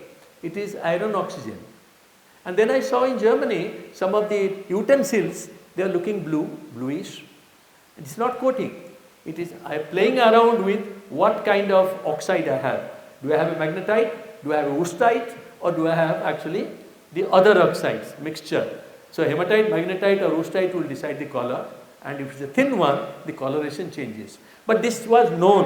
What was not known is the next one. This is I think this is the crux of my lecture today, if I were to call so.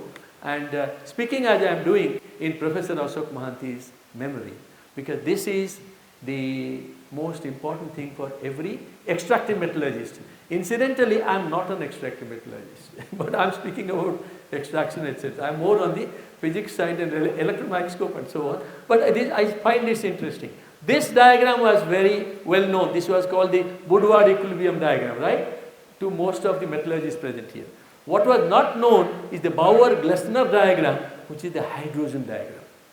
I put the two together, then I talk of what temperature I should be working and so on, just to give you the impression. Next.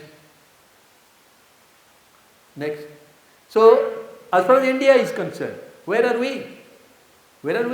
Are we producing hydrogen today? Are we producing commercially hydrogen today? Question to the House. Are you aware? The answer is yes. Larsen and Toubro has produced it for the first time in Gujarat 3 months back from the electrolysis of water. Don't ask me the cost, because it's not acceptable to Mr. Bhaumik today. So we have to go for cost reduction in another way. That's another matter. But the national mission, Green Hydrogen Mission, Government of India, has a big program. 5 million metric tons of green hydrogen per annum by 2030. So if you do this and you go for 300 million tons, makes sense. But I do not know, a lot of other problems can come up. In Bhilai Steel Plant, where I took my training during MTech. In Bhilai Steel Plant, a shipload of rail came back. You may not have joined SAIL then, essentially because of hydrogen embrittlement. There was a faculty member who is working on hydrogen embrittlement. Can you raise your hand here? Somebody was telling me yesterday. So hydrogen embrittlement and hydrogen induced cracking is a very, very difficult thing to handle in the case of what you call rails. So in SAIL plants we realized it, and with vacuum degassing the whole thing improved. With vacuum degassing and the ladle refining and thereafter the vacuum degassing, from 4 ppm hydrogen you can bring it to below 2 ppm. You must be doing that in some of your vacuum. in the RH degasser, I am telling you. Next. So this is an interesting thing which has happened in the past 2 months back, just 2 months back. This is a company in Brazil called Vale. They are very well known in the area of iron ore. So you would be knowing them if you do not know them yet, because they will start operating mines in India. They are looking at mines, they will take over mines. Just as we have started, Jindals have started taking over mines somewhere, and Adani has started taking over mines all over the world. So similarly, they have started taking some mines here. In this mine, they have started actually producing briquettes. And their briquette, they show, it's with a nanostructure. With a nanostructure, no carbon binder, and yet it has sufficient strength, they claim. And it is done at 200, 230 degrees centigrade, compared with your pellet, which is of the order of 1200 plus 1300 degrees. So they claim that tremendous amount of energy reduction there. Next. So Midrex, I don't know, SAIL, when I was discussing with Ministry of Steel, we decided that SAIL must get a Midrex. I think Durgapur has now. Durgapur has a rotary furnace from Midrex, where it's a rotary furnace, where you can actually have this kind of thing. Not with briquette, but with a thin layer. That's the point. But now Midrex and Vale, they have signed a contract about 15 days back. Hopefully, they would collaborate and we'll get a new technology soon. Next. Next. There's the tailpiece. Now the last 5 minutes. The tailpiece probably, for to me, is the most important one because the two organizations are there. Next. So you see, the tailpiece begins with the LD steel at the Forest Alpine and the Anlagenbau or industry Anlagen. So Forest Alpine started in Linz and Donawitz, which you call the LD. Why do you call it LD? Because this is a quiz question. Because there are two cities called Linz and Donawitz. Kahan Linz, Donawitz hai, Austria mein, Rourkela idhar hai. But we connect them. We connect them, and that is because the necessity obviously was the mother of invention. Immediately following the post-Second World War, what was the situation like? Europe lay in ruins. In addition to bricks, roofing material, etc., you need steel and steel and steel. So the re-emerging of the Austrian iron also started. So they were also doing all kinds of experiments. Next, this is the most important part. What was the necessity? It was being previously produced by the Siemens-Martin process of the open hearth furnace. In the open hearth furnace, around 2000, about 200,000 tons of steel per year they were producing. That was too little, almost homeopathy. Next. Then came, so therefore the affordable oxygen came for the first time. I think this is the crux of everything that we have talked about. Oxygen became cheaper.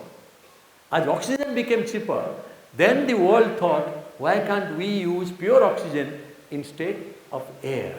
And when they started it, for the first time, the initial trials took place in Linz on the 3rd of June 1949. So that began the LD steel making, actually Linz steel making. Next. So therefore, in November 52, they started actually almost commercializing it in their plant. Next. So in the Linz and the Donawitz, in two cities, they started in May 53, and that's why the LD. Next. This is in 1949, the first oxygen blowing attempts in Linz, Austria. This is the father or mother of the entire revolution in steel. Next. The benefits of the new process is very high. So this is the important part. Previously in the open hearth furnace, what you would produce in 12 to 14 hours was available to you in less than 40 minutes because of pure oxygen. That's next. So NIT Rourkela, that time, where was it? This was right here, 1961. So that was the almost time when LD also started there. So it was granted autonomy 2002, Jawaharlal Nehru came, Biju Patnaik came, all that is very well known. I have collected most of the photographs here, put them in Biju Patnaik University's, the auditorium there. Next.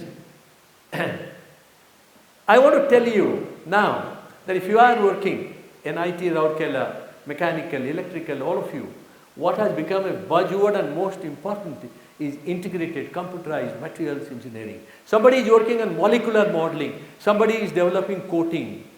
How can you connect that? That connection is necessary. So that's why the integrated computational materials engineering. Next. One example, I think Professor Roy is not here or here, I don't know. If you are looking at, this is the nano scale to micro scale to meso scale to micro scale or macros, you have to connect them. Then you get, in Rourkela steel plant, a lance requires a coating for high temperature. Now that lance, the coating has to be developed from the nano maybe upwards, but you have to do that. So somebody has to do this, he thinks this is important, somebody thinks this is important, but the connection is very important. One professor from IIT Kharagpur, forgetting the name, he is one of the professors in the US, he is connected to ICME. Last 10 years, Tata, TCS and others have started doing ICME. I don't know if you have ICME in mechanical engineering, materials engineering, necessary. Next. So the ICME takes care of this. General Motors, NASA, General Electric have proved that what used to take 10 years previously for product development can be done in 2 years if I connect from molecular to the macro. That's a very important thing. Next. Now talk of the Germans. Now when I came here, I didn't know much of German until, because I had not done my German language then, or PhD in Germany, or doctorate in Germany. But one thing I knew, Ruhr, they also call Ruhrkeller. They don't call, because the reason is Ruhrgebiet, that's where the coal mines were there in Germany in the Midwest. And from Ruhrgebiet to Ruhrkeller, at least to the ear, it sounded very familiar. They felt very comfortable, probably in Ruhrkeller. Next. But not only that. Today, of course, it was founded in 1959. When it was founded in 59, what happens in 61, you will see. Next. So today you are making all that. Yeah, that's true. Next, we will not go into that. But what happened on 6th of June 1956 is very important. Because on this day, Raukla Steel Plant of SAIL placed an order with Voestalpine. The Germans will say Voestalpine. The Raukla Steel Plant, Mr. Bhaumik, is the first steel plant which placed this order for the LD. For the first time in whole of Asia. Before the Japanese started LD, the Chinese started LD, Raukla already has started LD. Nowhere in India, nowhere in Asia. Next. So I am trying to tell you now that we have Raukla, we have NIT. This is many fast Raukla steel plant has to its credit. NIT is a top class institution today. So we have actually hydrogen. We need examples from the Indian plants and we can work together. Next. So the contrast that was signed, in a way, it actually ushered in a completely new era in this country. So I am trying to say, can history repeat itself? Next. So this next. So I am trying to say, if you have a steel technology center right here, which I did in IIT Kharagpur, second time when I came from the Ministry of Steel, about 39 crores. Why I am not telling him that he should put it up? Because you have to put it up. You have so many departments. It is not metallurgy alone. That's the point I am trying again and again I want to make up. Today it is computational fluid dynamics. If I were to tell you that while I was in Tata Steel, Professor S.K. Das, who is in IIT Kharagpur now, must have said crores in Tata Steel and many steel plants. Only by doing computational fluid dynamics on the ton dish, what would be the last tonnage that has to be thrown out? Now, the Thyssen Steel gave us a ton dish and told us 11 tons or 11.5 tons have to be thrown. Not thrown, but you cannot put it into continuous casting. We should put a question mark there. Why? Then next. So the knowledge management in plants, it is important in plants, but knowledge management is not about managing knowledge. It is about managing business using knowledge. Knowledge management is really about all these. And knowledge is not data. Knowledge is not information. If you want to put it in a hierarchy, this is data which you read in the newspapers perhaps, and then you can filter, you can put your own filter, you have some information from there, but then it becomes the knowledge. Next. So this is the important distill, if you like. So in stage 1, improvement projects, Raukla Steel Plant must be doing n number of improvement projects, so that adds to the bottom line. But if you go to innovative projects, then it will add to the bottom line and to the top line. It is absolutely necessary. So this is the stage 2. Then you make your patents, you become a leader, etc., etc. Next. So the common and generic benefit of knowledge management is there. You have to take the right decisions because the right information will reach the top management. So what I want to tell you is next. So you have as a benefit tree. I am not going into that. It's a part of the management itself. Here it's not there. The management which you see here, benefits, organizational benefits, intermediate benefits, etc. But this is most important. Next. So the tacit and implicit knowledge in everybody's mind which is there, that cannot be used by the general people. So you need it, codification and shareable inputs for better performance of the top line and bottom line. Hence, next. Hence we say that if you have the man who knows how, will always get a job. But the man who also knows why, along with how, will be the boss, like Mr. Bhaumik. So, but the organization needs both. You cannot have only the knowledgeable people who will only speak here, but will not produce an ounce of steel. Next. So would history repeat itself? That's what I am asking Raukla Steel Plant today. Why? because LD took over Bisimar, and Rourkela steel plant was in the world news then. The whole world knew that Rourkela actually has placed an order. Can hydrogen, and that's because oxygen became affordable. Once you make hydrogen affordable, can it replace carbon? So from here to here, if you want to jump, then you have to work together. This is what I want to say. This is where the academia and industry have to work together. This is the most important thing. Next. Thank you. Thank you very much. Thank you very much, sir, for your very highly enlightening lecture and also highlighting the importance of collaboration between academia and industry. Now the house is open to a brief interactive questionnaire session limited to today's lecture. Now my only question is, you had definitely given a very insightful thought about the sustainability, about which I would like to just know. You said that 45-55 ratio is about Indian steel industry complex. Yes, that I have understood quite well.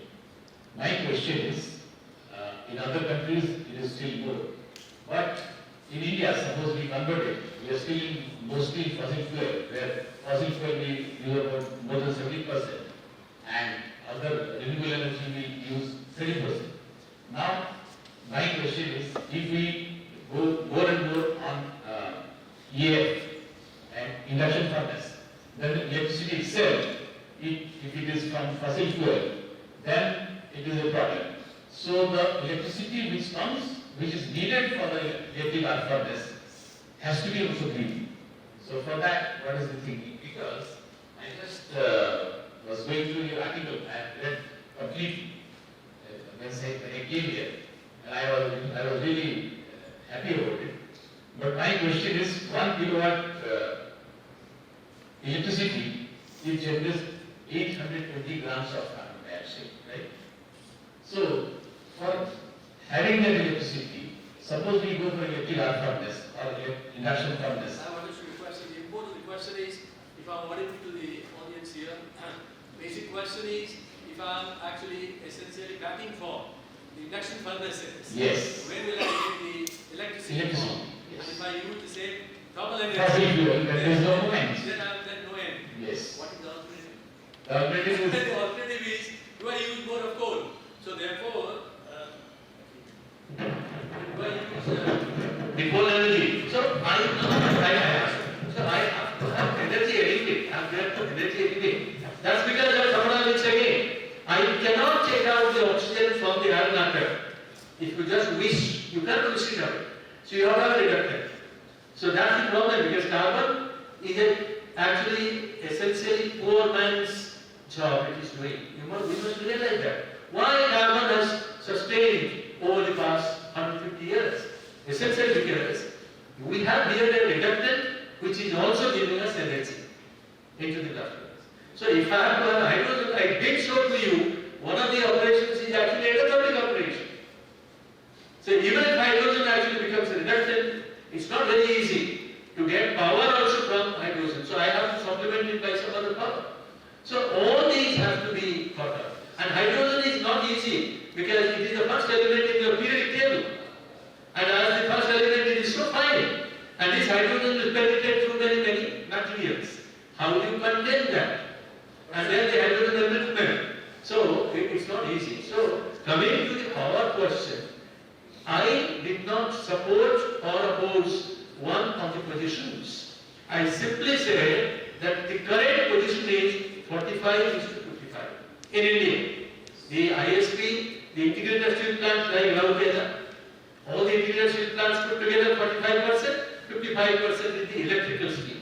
And within the electrical steel, of course, again the major share is by arc furnace and a considerable amount of share also by the induction furnace. This is the picture I said. But how the future is going to be like and what I am supporting, I don't think I can draw a chart plan. That's the answer. So one more thing, last question. Actually, Tata Steel said, in the blast furnace they have used hydrogen and they have converted one particular blast furnace. And there was a presentation by some of your Devasis must have made it. Dr. Devasis also. Now, they are also doing it, RFP must be doing.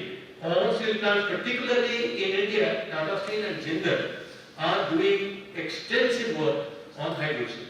And as a matter of fact, Tata Steel, I didn't want to talk about it because probably they have such MOU, etc., with American universities for producing hydrogen somewhat at a cheaper rate and using it. But it has its own problem. Just as we went through the LD process for so many years and we have stabilized, we have to go through the hydrogen process. What I was trying to say is, you started LD because oxygen becomes cheaper. Obviously. We can start hydrogen only if hydrogen becomes cheaper. That's the parallel I am trying to bring. But that is only by saying, to make it happen, you need a tremendous amount of give and take between the academia and the industry. And I'm glad that when I came back to IIT Kharagpur, that was my Tata Steel's as employee of Tata Steel. They were paying for my salary, but I was giving my lectures and research in IIT Kharagpur. Otherwise, you can have, why I want to mention that in the lecture today is, if you are talking about Professor Ashok Kumar Mohanty, chair here, chair professor, even if you have the money, you can't get a professor.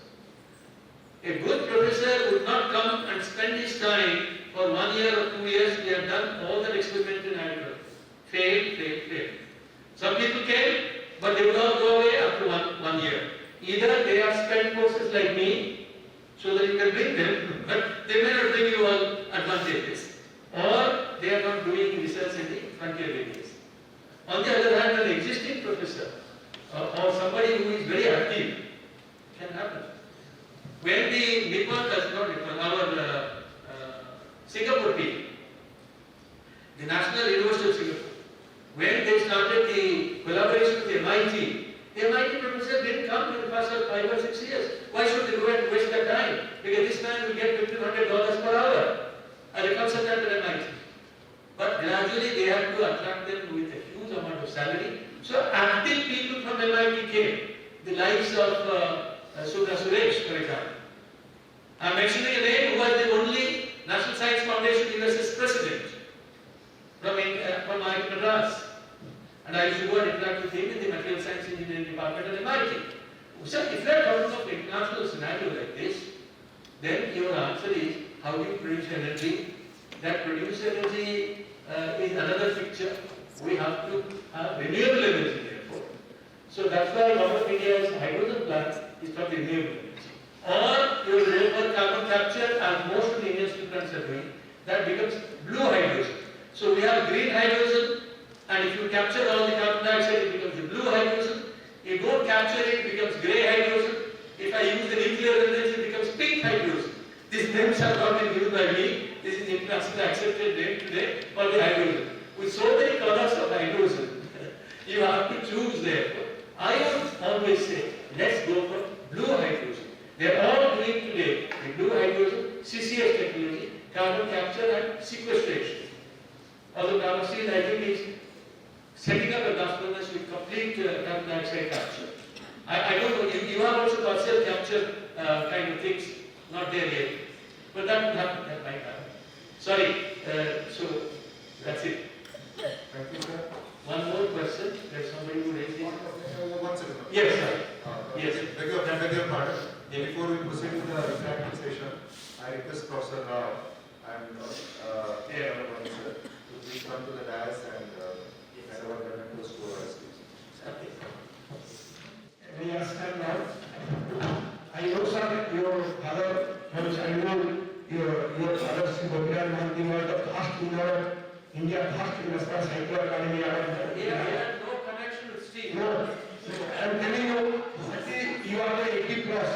30 plus, they see that so 80 plus, and why?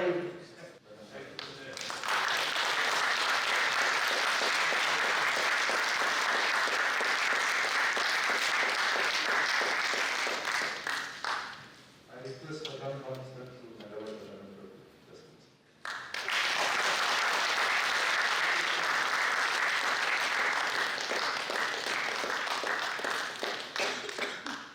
Firstly, I would say that my pronouns to all the seniors who are here. Firstly, I would say that this presentation was highly enlightening. A lot of new things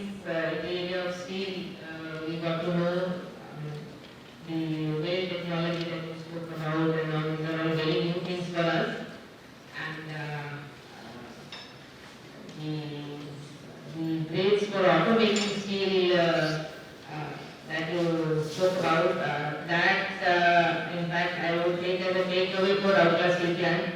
Rourkela Steel Plant now has the capacity for going into auto-grade steel since once we have the hot strip mill, the new hot strip mill that we have. So we must be in fact looking at that, all these new... Management angle that we saw, knowledge management and management which is very important, which is where the interaction comes between the industry and so I think that is what is important. So the HR management becomes very important. It is not money alone. You put into a steel plant, you can purchase it. But you can't purchase just manpower which is high quality. That is why it is important. You are motivated. Yes, yes. And reducing carbon footprints and going towards green steel, that's the requirement of the day today. We have to work towards it. Giant strides in that direction, in fact, we have to take. The way things are going today. Thank you. This young man had a question. That is the last one.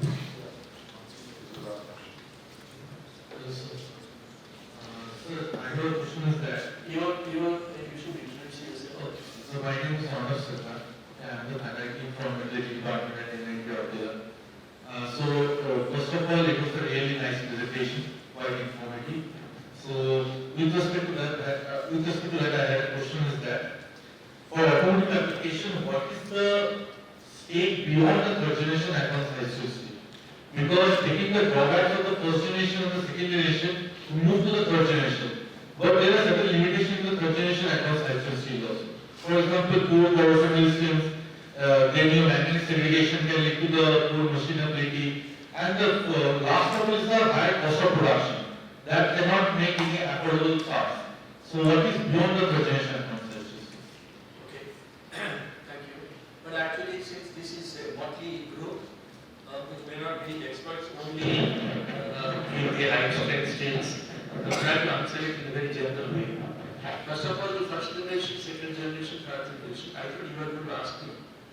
Are the Indian automotive manufacturers using the first, second, third? The answer is not yet. Are the steel companies in India manufacturing all these grades? Not yet. And therefore, the question of going beyond third, the question doesn't arise here. It's a hypothetical question. But having said that, I would like to also say that it is not merely migrating from one to other steel that will improve. More important is to make it usable, not just the cost. When you increase the strength, I said the strength and toughness, they are increasing in the high strength grades, the advanced high strength steels. Normally when the strength goes up, the ductility or the toughness comes down. That's the common kind of experience. Here the ductility or the toughness and the strength, both of them can improve because of the microstructure modeling. But what happens over here is, that is correct, but at the same time we have put it on the frame and shaped it. The biggest problem is I have to have a press which should be capable of pressing a high strength steel. Problem number one. Problem number two, which is why even the Americans have not done it. Europeans have done it to a large extent. Why? Because there is a spring back. Any high strength material that you take, even a safety pin, you put it slightly bent, elastic condition, and then you come back. So here in the high strength steel, the spring back is the biggest issue. How do I form it? So the actual forming process of the high strength steels, we must take care. It can be taken care of by the automotive people if they actually introduce new forming presses, which they are not yet willing to do because you have to spend money. Invest money in the forming presses to tackle the high strength of steel. So this is the first thing. And then involvement of stabilization of printed oxide, marketside, I will not bother here, I will talk about it. Because then I will go to X-ray diffraction or electron diffraction and explain to you how exactly the stabilization takes place. I will not talk about it now. That's my answer. Thank you. Good afternoon. I am privileged to propose a vote of thanks to certain esteemed keynote speaker, Dr. Kumar Mohanty, who was agreed to come to Rourkela with short notice, and there was a very illustrative, almost about 1 hour, nicely explained what the steel will be tomorrow, what the steel was yesterday, and what is today. Thank you very much for your coming here. Thank you very much for your nice presentation. I, on behalf of Mitra and all of you, also am thankful to Professor Umama Rao, Director NIT, and Mr. Atanu Bani, Director in charge of the statement for the presence. Even if it is short, but very valuable come. Professor Chiara, thank you very much for agreeing to this Ashok Kumar Memorial Lecture. You are the head of the department. We will continue every year, now onwards. But even if you are in the chair or not, we will need your cooperation always. Besides Professor Ajit Behra and many research scholars like Orka, Jogesh, Parthav, Nityananda, Chandan, and many few members. We are thankful to them for their kind help and made all the arrangements and repeating way. Though the attendance is not very good, but we expect next time it will be much better. Thank you very much. Thank you so much.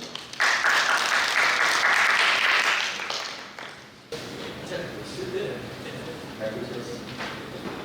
Once more, a very big thank you to all here, esteemed speaker, dignitaries on the dais, our Guruma, Professor Ashok Mohanty, B.V. Mohanty sir, who has been one of the main persons behind 55 today's lecture, as well as Professor Ajit Behra, who has been the coordinator, and of course Mitra President and Mitra Chairman, local chapter, Mr. Vinod DC, who is lucky that he shares the birthday today.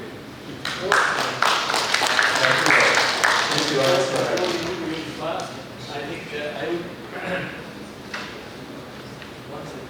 I would actually be failing my duty if I did not express my gratitude to the NIT authorities, NIT Arts Alumni Association and the State Club, and particularly Mr. Bharat Bhushan Mohanty. Our President himself accompanied me through the train all the way from Bhubaneswar to this place, and Wasim was there, and Mr. Dr. Rajit was there. So I am grateful to each one of you, to NIT and to the State Plant, for having shown this warmth to me. I don't know whether I deserve, probably I do not, but you can't be discourteous to a guest, which is why you have kept up the road and I have gone through. But I also join all of you in hoping that in years to come, this meeting or this kind of meeting, the memorial lectures will continue and continue with the same fervor and solemnity with which you are all desired it to be. Thank you very much.